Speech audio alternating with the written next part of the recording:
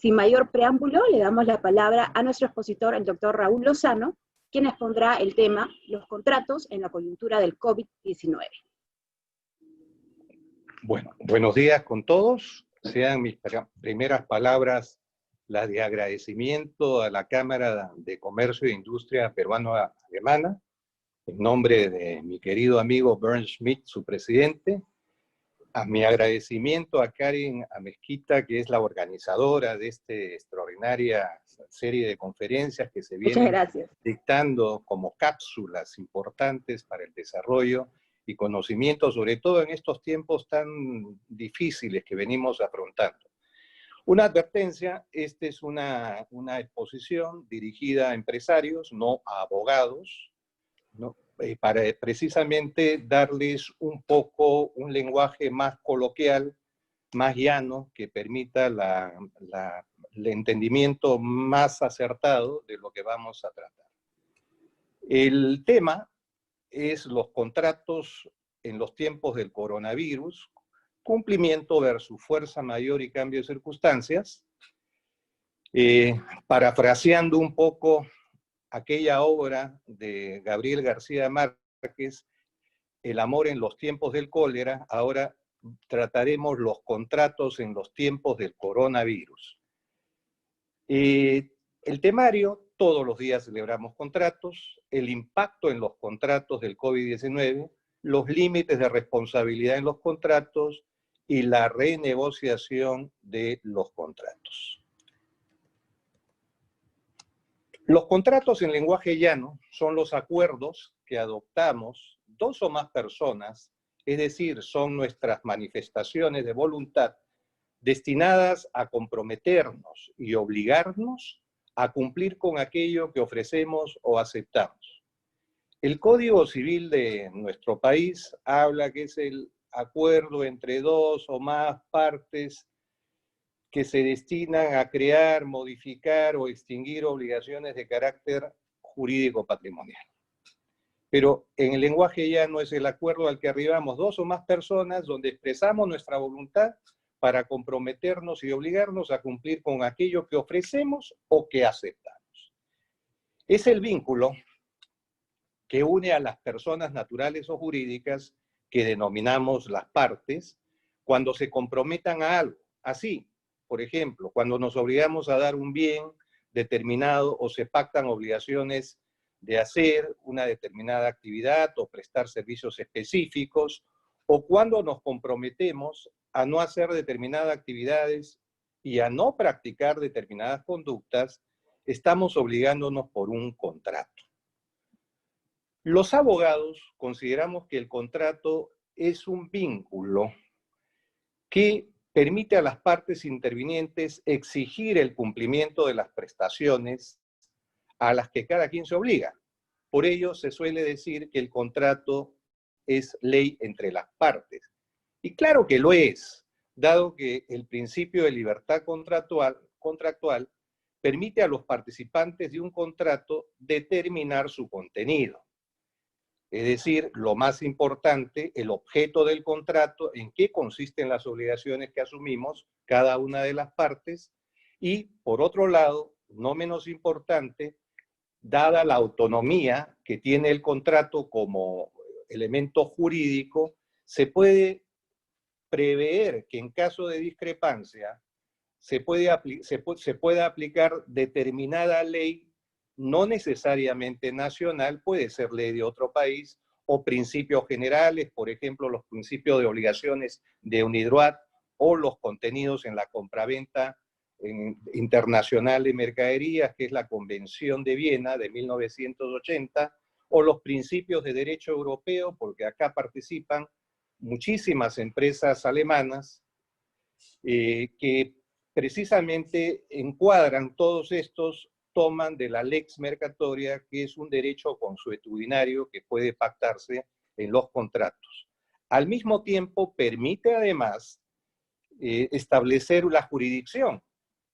Es decir, podemos referir la jurisdicción en un contrato a determinado tribunal, sea judicial, sea arbitral, si se pacta arbitraje, sea nacional o internacional, con árbitros internacionales o locales, y esa es la ventaja que ofrece este principio de autonomía de voluntad que recoge la mayoría de legislaciones del mundo y que se sustenta en un principio jurídico, un latinazgo, que es el pacta sunt servanda. Las partes se obligan por los contratos a cumplir las obligaciones que asumen.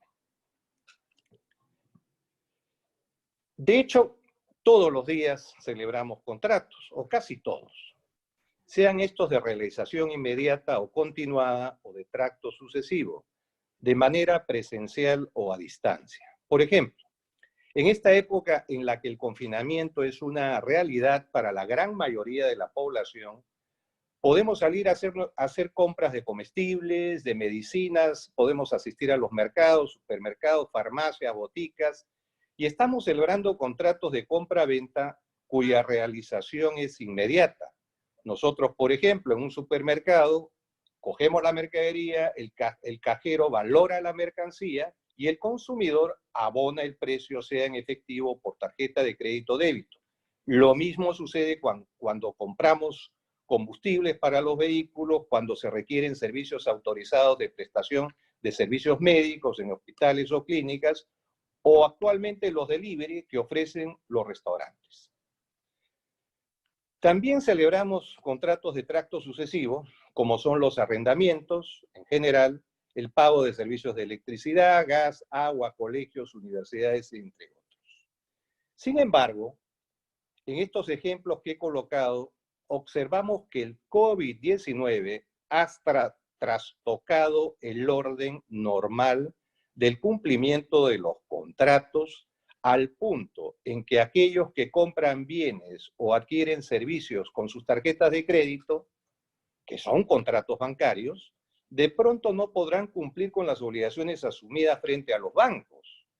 También aquellos que tienen contratos de arrendamiento celebrados en los grandes centros comerciales de retail, tampoco podrán cumplir con los pagos de sus obligaciones porque dichos establecimientos se encuentran cerrados.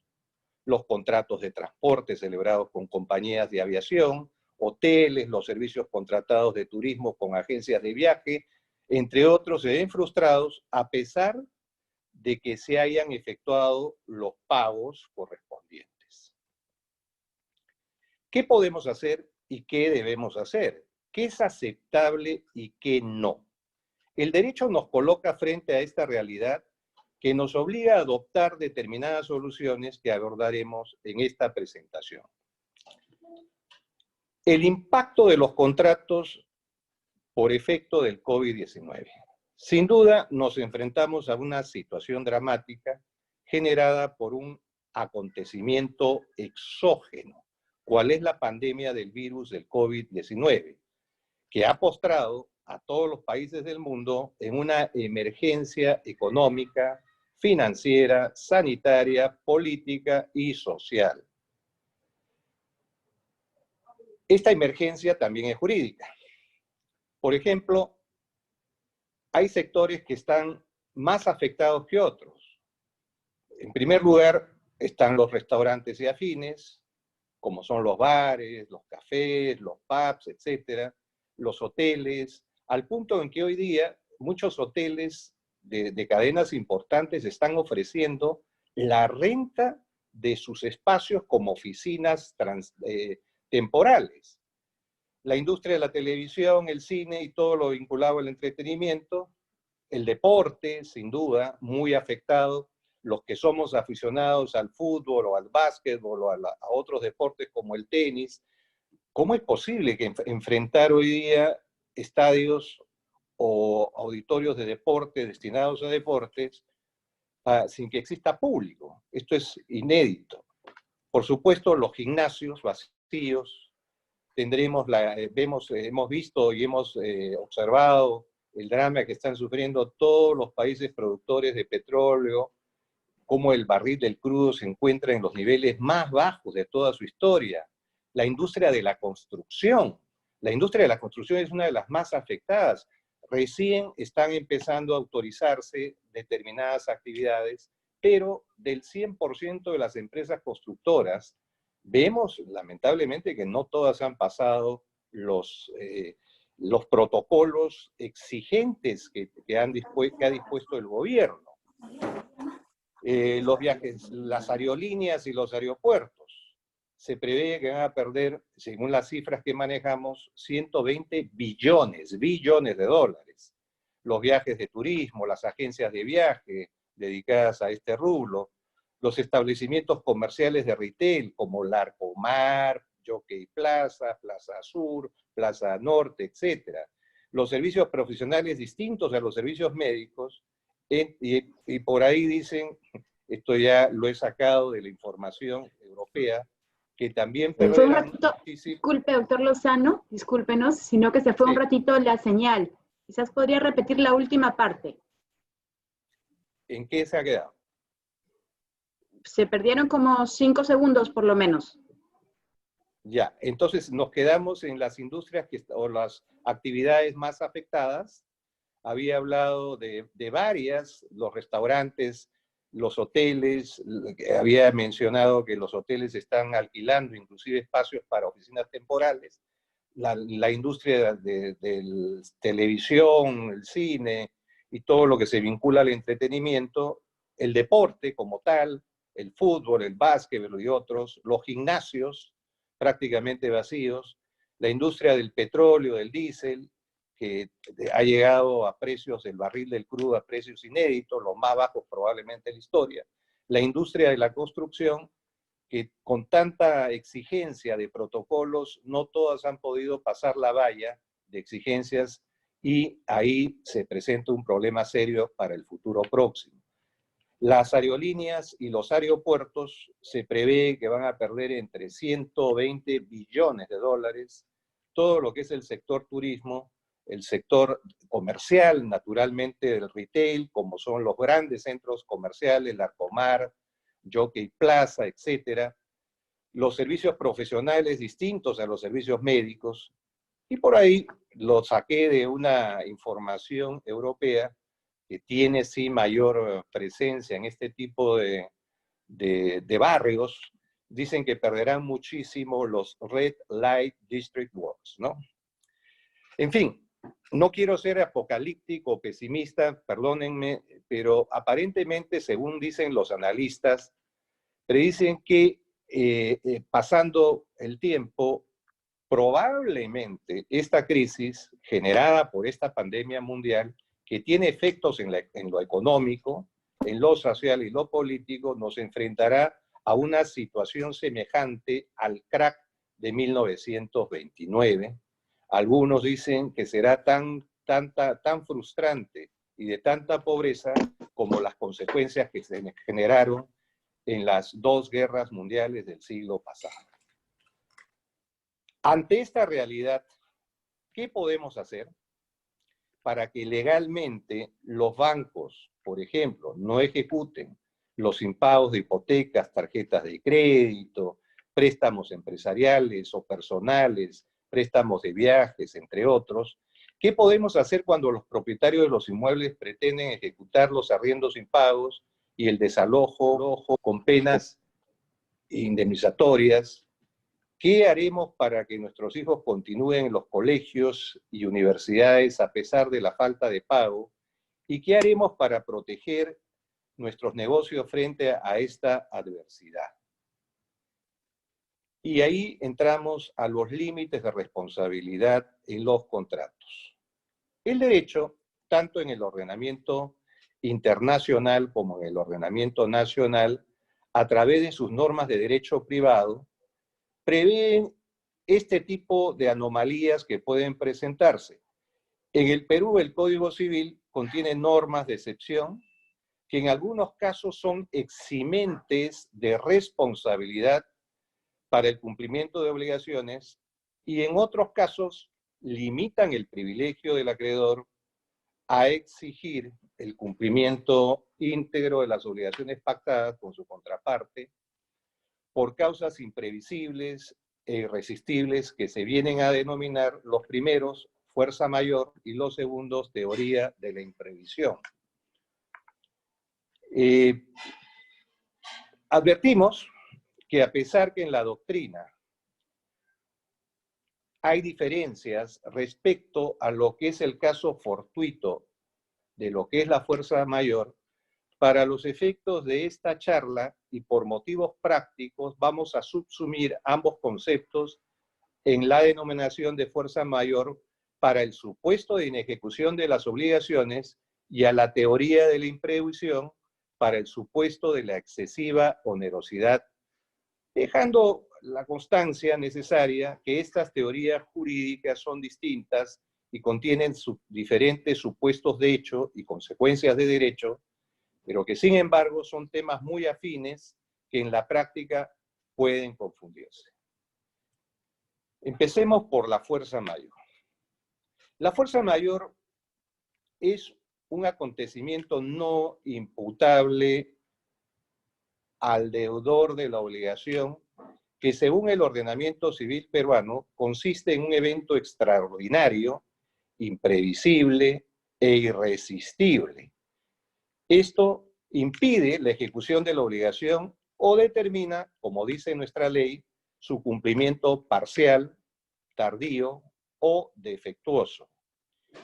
En estos casos, el deudor no responde por los daños y perjuicios resultantes de la inejecución de la obligación o de su cumplimiento parcial, tardío o defectuoso, en tanto no le es imputable este hecho exógeno, que es el evento extraordinario, imprevisible e irresistible, como analizaremos.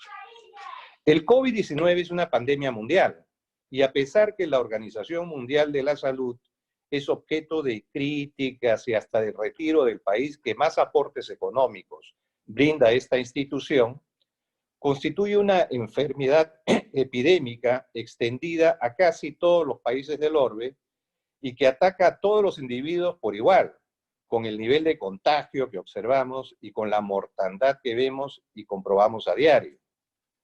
En el Perú estamos sobrepasando los 179.000 infectados y existe discusión sobre la cifra de mortandad, como lo vemos en los diarios donde y en las noticias que salen todos los días. Este hecho constituye per se un evento extraordinario. Y si bien se puede alegar que una pandemia es previsible, como ha sucedido, porque ya ha sucedido en el mundo, con la viruela, la gripe española, entre otros, creo que es demostrativo en los hechos el que ningún país ha estado preparado para prevenir esta pandemia, al punto que las economías de todos los países han colapsado y muy pocas se están reactivando lentamente. Es irresistible porque resulta imposible de evitar, de soportar sin que se adopten una serie de medidas entre las cuales se encuentra el confinamiento o aislamiento social y otras medidas de emergencia como la paralización de labores de casi todas las empresas con las consecuencias, en este caso sí previsibles, de una severa afectación económica y en algunos casos de la quiebra empresarial. Para eso se han previsto incluso otros mecanismos de solución para proteger los activos y de alguna manera evitar que los acreedores recaigan sobre estos, protegiendo de alguna forma que estas empresas puedan ser quebradas. En el caso de la pandemia del COVID-19, nos encontramos también frente a decisiones gubernamentales. Son actos de gobierno, o sea, las disposiciones, si bien el COVID es el origen, el COVID-19 es el origen, el gobierno ha dictado disposiciones, normas legales, derivadas de esta pandemia, como son todos esta cadena de decretos legislativos y supremos de emergencia, que nos aíslan socialmente y han restringido prácticamente toda actividad económica. Es natural que en estas circunstancias extraordinarias, imprevisibles e irresistibles, las personas que han asumido obligaciones de carácter patrimonial se vean afectadas y puedan incurrir en incumplimientos contractuales. Esto es una realidad. Por otro lado, analizando la teoría de la imprevisión, ¿en qué consiste la teoría? El Código Civil del Perú establece que es factible anteponer al principio de obligatoriedad del contrato, que es el pacta sunt servanda, como te obligas tienes que cumplir, causas sobrevinientes consistentes en que una de las partes que se vea perjudicada por la excesiva onerosidad de la prestación a cumplir, lo que algunos consideran que es una injusticia objetiva. Esto en latín es la cláusula rebus sic stantibus, que un cambio de circunstancias puede obligar, un cambio exógeno, naturalmente imprevisible y irresistible, puede obligar a las partes a exigir o pedir o solicitar la revisión de las obligaciones que han asumido, en tanto les resulta excesivamente oneroso su cumplimiento.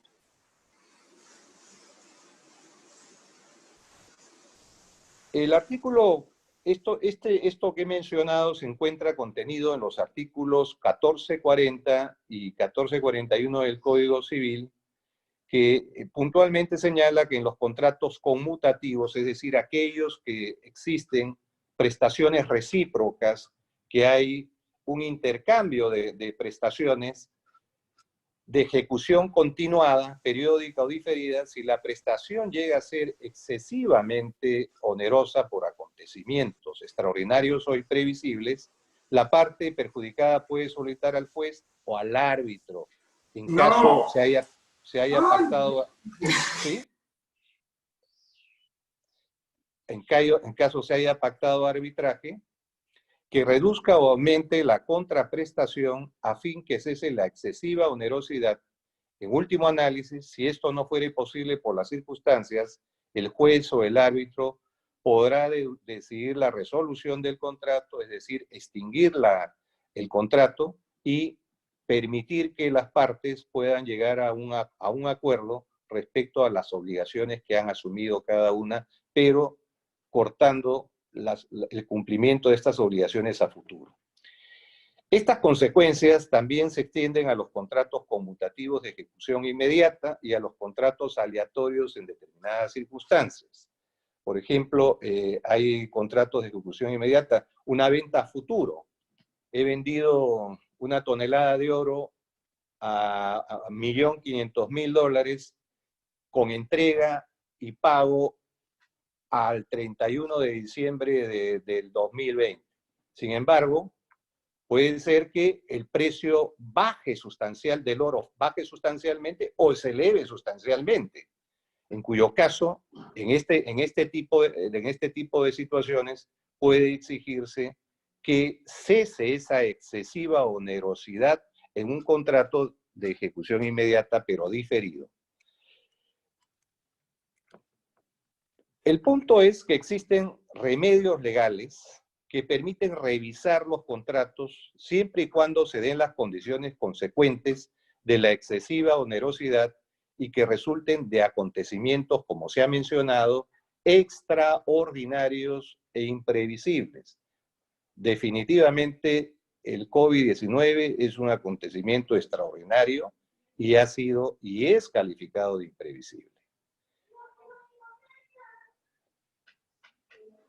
¿Qué pasa? Vamos a ir a un poco ¿qué pasa con los empresarios? Para ir a ejemplos muy concretos, ¿qué pasa con los empresarios que han rentado tiendas en centros comerciales como Larcomar, Plaza Norte, Jockey Plaza, Plaza Sur, en el mismo Aeropuerto Internacional Jorge Chávez, en centros comerciales como Caminos del Inca, entre otros? ¿Qué sucede? Tienes la obligación en esos contratos continuados de tracto sucesivo de seguir pagando la renta a pesar que estos centros están cerrados. ¿Qué sucede con las personas que han suscrito arrendamientos de locales comerciales o de vivienda y que han perdido en algunos casos la oportunidad de ofrecer sus bienes o servicios por el cierre de los centros comerciales, o en el caso de viviendas que han perdido sus empleos, como, por ejemplo, algo que es público, por el cierre de actividades y quiebras o solicitudes de insolvencia de algunas empresas, como es el caso más conocido de las aerolíneas más importantes que han venido y vienen o todavía continúan operando en el Perú, como Avianca o Latam, entre otras. ¿Qué sucede con los exportadores que han debido prácticamente paralizar por un tiempo sus compromisos con compradores del extranjero? ¿Pueden los afectados pedir exoneración de responsabilidad por el incumplimiento derivado de causas de fuerza mayor y eximirse de responsabilidades patrimoniales económicas? ¿Pueden los afectados solicitar reducciones de las contraprestaciones que les incumben? La respuesta que da el Código del Perú es positiva. ¿Qué significa? Que sí, sí es factible frente a la pandemia del COVID-19 que puedan establecerse mecanismos de negociación que permitan el restablecimiento del equilibrio patrimonial de los contratos que se han celebrado y que se han visto afectados por este flagelo. Esto significa que un contrato que afecta a una de las partes en su cumplimiento pueda ser revisado y darle una solución distinta a la que en términos normales ocurriría por el incumplimiento de las obligaciones contractuales, es decir, la ejecución del contrato, la exigencia de las obligaciones pactadas, entre otros. Renegociación de los contratos. Ante esta situación adversa desde el punto de vista económico, sanitario y social, en que nos coloca la pandemia del COVID-19 y que se refleja en normas legales adoptadas en todos los países del mundo, el Perú no es la excepción, se deben disponer medidas de protección para las partes que se vean afectadas en los contratos. El confinamiento, es muy curioso lo que viene ocurriendo. El confinamiento, el cierre de las empresas, temporal, la pérdida económica de muchas de ellas que han dejado de operar y que será muy difícil que restablezcan sus actividades en el corto plazo, sobre todo las micro y pequeñas empresas y aún algunas medianas empresas, todo ello ha producido dos fenómenos, ¿no? La reducción drástica de puestos de trabajo por la sustitución de empleos presenciales por teletrabajo o trabajo remoto. La innovación tecnológica al punto en que hoy prácticamente se pueden sostener reuniones como estas, por ejemplo, que antes se hacían en desayunos, almuerzos o cafés en algún hotel de Lima, con movilización del centro de labores o del hogar al lugar donde se dictaban las conferencias, con gasto de tiempo, de gasolina, de estacionamiento, a una reunión como esta que es virtual a través del Zoom o la plataforma del Facebook Live, y que nos ha mostrado cómo es más fácil trabajar y aprovechar más el tiempo y la calidad de vida con un trabajo a distancia. Frente a ello, solo queda como una alternativa válida, volviendo ya a la negociación o renegociación de los contratos, que se sustenta naturalmente en nuestro ordenamiento civil de derecho privado, llegar a renegociar los contratos en la medida de lo posible, ya sea solicitando reducciones económicas en los montos asumidos por la parte perjudicada, y como también buscar la sensibilidad del gobierno para hacer viable soluciones orientadas a resultados que permitan las renegociaciones contractuales o las resoluciones de contratos sin mayor inclemencia o pesar por obligaciones económicas o una reducción drástica de las obligaciones económicas a través de un proceso que está en la ley, que es el proceso de conciliación, ¿no? Antes de ir a un juicio, dice, las normas tienen que ir a un proceso de conciliación. Y estos procesos de conciliación pueden tranquilamente llevarse en centros de conciliación autorizados, incluso de manera online. Entiendo que ya muchos de los centros de conciliación, al igual que ha sucedido con las notarías, están permitiéndoseles trabajar online. ¿Cómo estamos teniendo esta charla el día de hoy? Muchas gracias por su atención y quedo dispuesto a contestar las preguntas que me formulen. Muchas gracias, doctor Lozano. Espérenme un momentito que voy a compartir una pantalla. Marisabel, quizás puedas retirar esta pantalla. Gracias.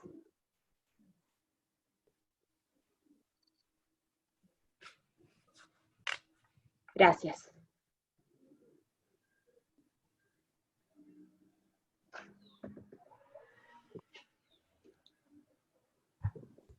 Aquí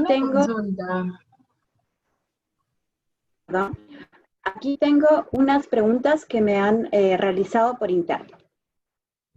Según su exposición, la pandemia del COVID-19 es un hecho extraordinario que permite la renegociación de los contratos. ¿Qué se puede hacer si los propietarios de un centro comercial se niegan a discutir la posibilidad de renegociación del contrato? ¿Qué salidas da la ley? Sí, muchas gracias por la pregunta. En efecto, como lo he mencionado en la exposición, el Código Civil del Perú tiene una opción que es la cláusula rebus sic stantibus, que significa que las circunstancias bajo las cuales se celebró un contrato puedan alterarse y esto volver excesivamente oneroso, costoso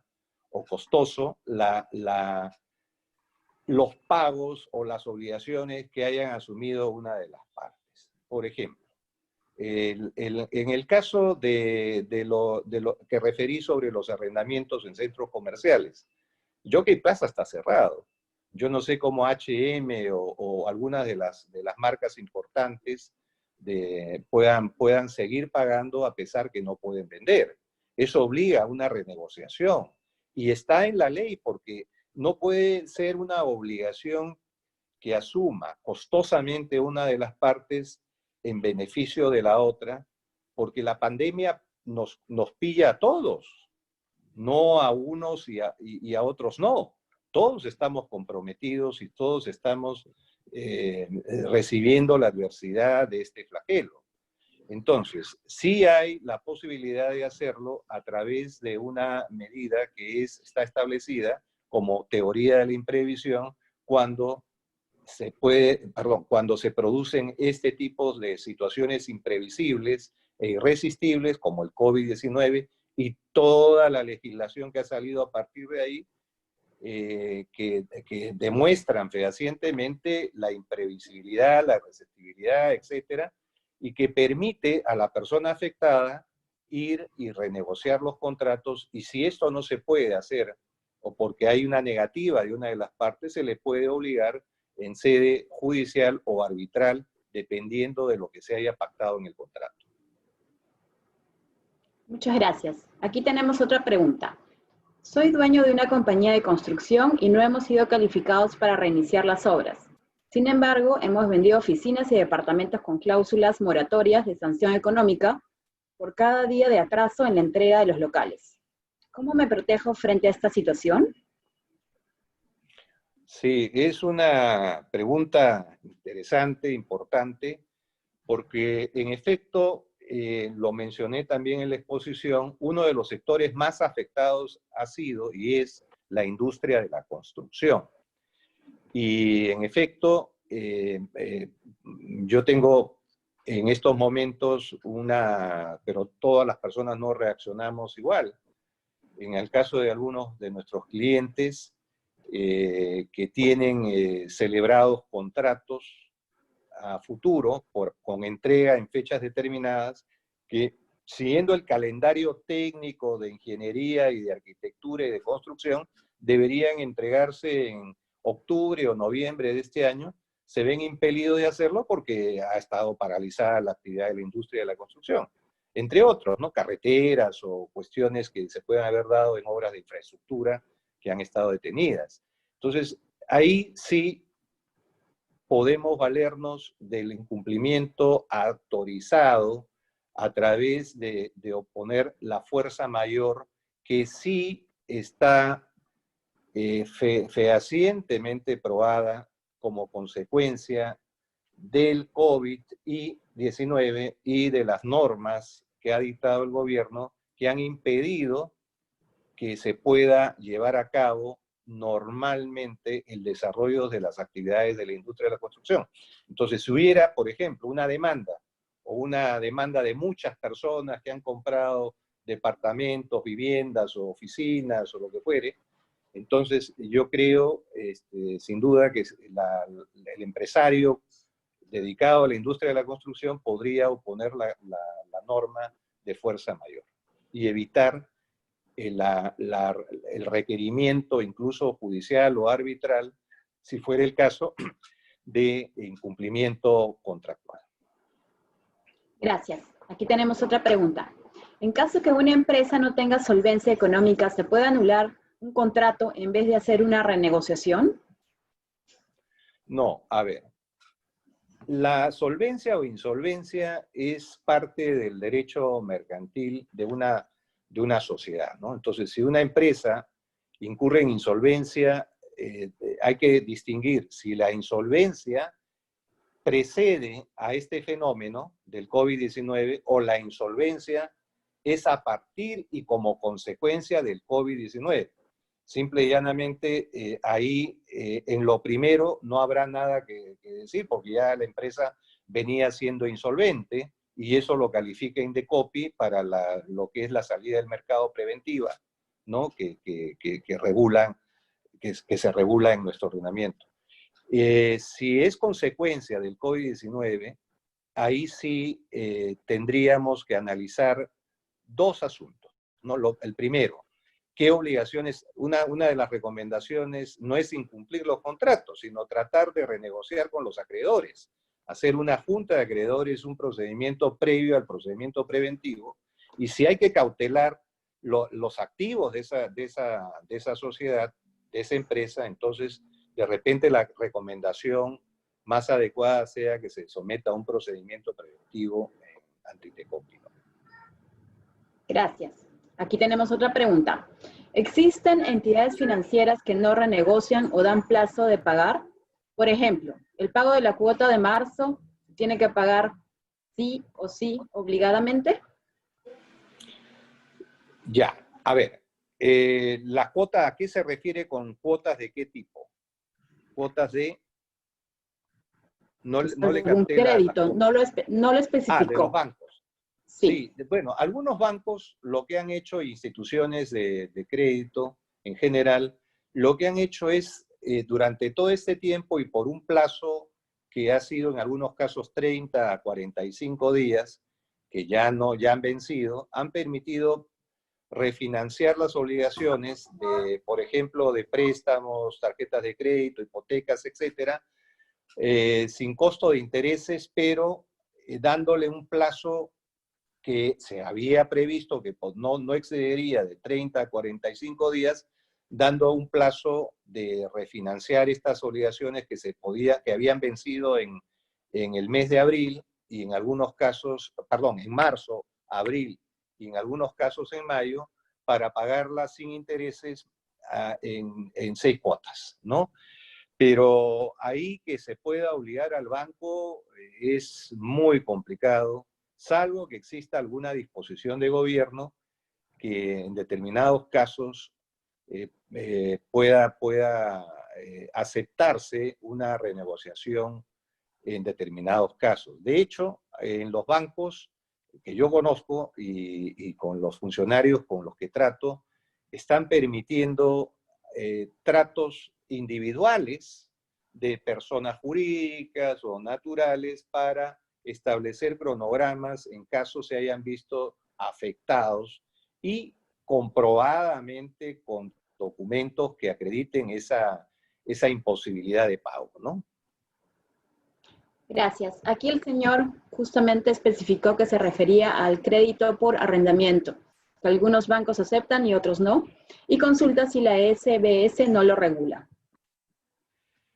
Sí, a ver, es que, a ver, la Superintendencia de Banca y Seguro no tiene una participación activa porque todo lo que tiene que ver con contratos privados son contratos privados, o sea, la obligación, el derecho a obligarse mediante un contrato, a comprometerse mediante un contrato, es prácticamente los compromisos que uno asume y los asume bajo los principios de la buena fe y la lealtad, que no significan más que voy a cumplir a lo que me comprometo, ¿no? Ahora, esta es una causa excepcional y por eso en los contratos de arrendamiento, creo yo, específicamente, debería ampararse la cláusula rebus sic stantibus, es decir, si como consecuencia de la pandemia y de los decretos legislativos y supremos que ha dictado el gobierno que han impedido que las personas jurídicas o naturales puedan seguir con sus actividades empresariales, comerciales o de cualquier otra índole, poder renegociar sí los contratos, ¿no? Muchas gracias, doctor Lozano, por su exposición. Han quedado una o dos preguntas pendientes, pero eso las vamos a compartir después con los participantes. Ahora debemos Muchas gracias, continuar con la presentación. Correcto. Muchas gracias, Karen.